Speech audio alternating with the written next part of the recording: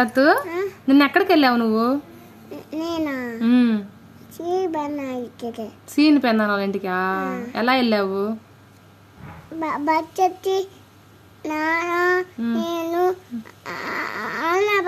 అందరు వెళ్ళారా? మరి నన్ను ఎందుకు తీసుకెళ్ళలేదు?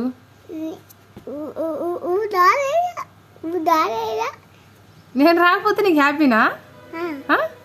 వెళ్ళి ఏం చేసావు? Cool drinks తాగావా?